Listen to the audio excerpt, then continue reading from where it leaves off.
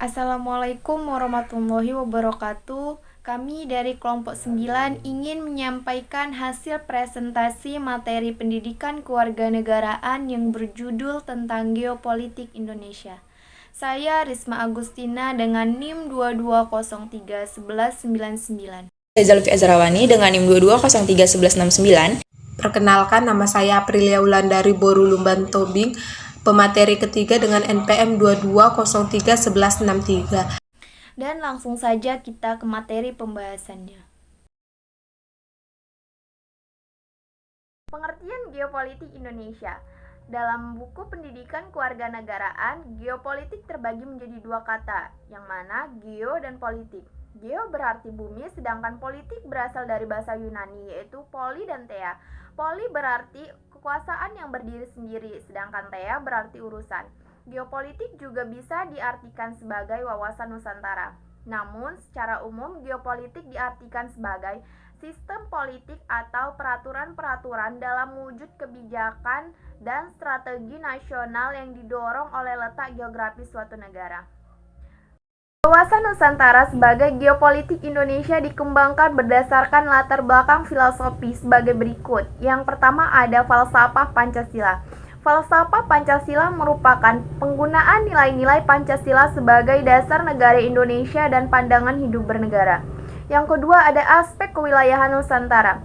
Aspek kewilayahan Nusantara merupakan aspek yang melatar belakangi wawasan Nusantara mulai dari kondisi objektif Indonesia yang memiliki beraneka ragam kekayaan alam baik di dalam maupun di atas permukaan bumi serta potensi udara dan ruang Antartika. Yang ketiga ada aspek sosial budaya. Aspek sosial budaya merupakan wawasan Nusantara yang dikembangkan berdasarkan kondisi objektif Indonesia yang beraneka ragam budaya, adat istiadat, agama dan bahasa, serta sistem masyarakat dan organisasi kemasyarakatannya. Dan yang terakhir ada aspek kesejahteraan.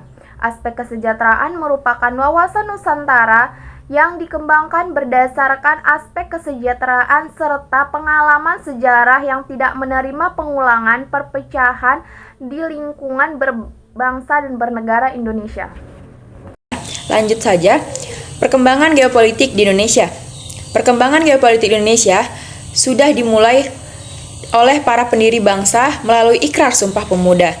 Satu nusa yang berarti ketuhanan wilayah Nusantara, satu bahasa yang merupakan landasan kebangsaan negara, satu bahasa yang merupakan faktor pemersatu seluruh wilayah Nusantara beserta isinya.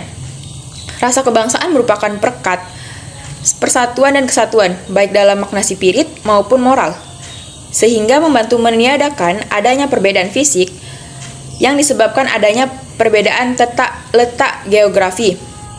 Adapun unsur-unsur geopolitik di Indonesia, yang pertama wadah atau kontur. Wadah kehidupan bermasyarakat, berbangsa, dan bernegara meliputi seluruh wilayah Indonesia yang memiliki sifat Nusantara dengan kekayaan alam dan penduduk serta keanekaragaman budaya. Yang kedua, isi atau konten. Isi adalah aspirasi yang berkembang dan bermasyarakat dan cita-cita serta tujuan nasional yang terdapat dalam pembukaan Undang-Undang Dasar 1945. 3. Tata laku atau conduct.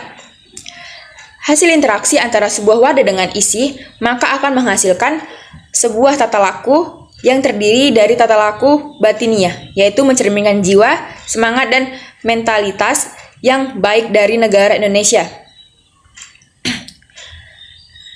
Implementasi geopolitik Indonesia.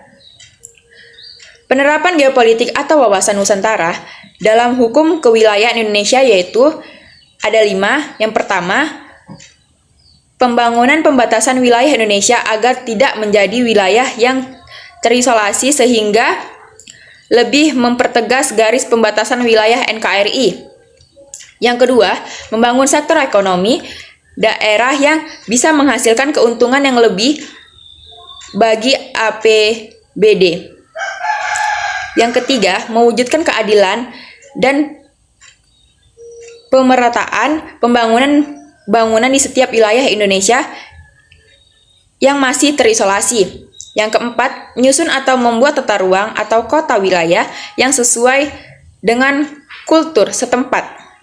Yang kelima, membangunkan sumber daya alam yang dimiliki daerah untuk mensejahterakan masyarakat. Saya akan menjelaskan tentang tantangan implementasi. 1. Pemberdayaan masyarakat. Secara menyeluruh, pembangunan nasional belum merata sehingga dapat menimbulkan kesenjangan dan kemiskinan yang akan menyebabkan terjadinya perpecahan di dalam NKRI. 2. Globalisasi. Dalam perkembangan iptek ini mempengaruhi pola pikir bangsa Indonesia yang mengenal dunia tanpa batas negara atau transparan. Hal ini menyebabkan terjadinya kekacauan di Indonesia dikarenakan sumber daya manusia yang terbatas. 3. Era baru kapitalisme. Hal ini diterapkan oleh negara-negara kapitalis untuk menerapkan eksistensinya di dunia global, seperti mencari isu-isu global.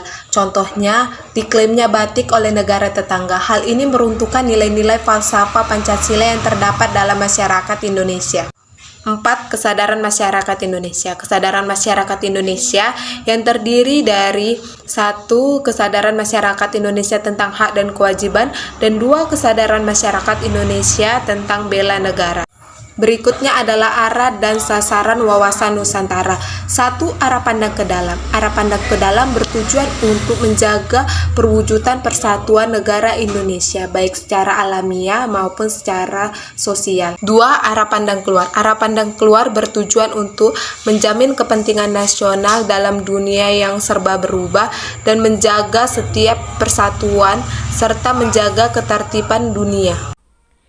Demikian hasil presentasi dari kelompok kami. Jika ada kesalahan pengucapan kata, kami mohon maaf. Assalamualaikum warahmatullahi wabarakatuh.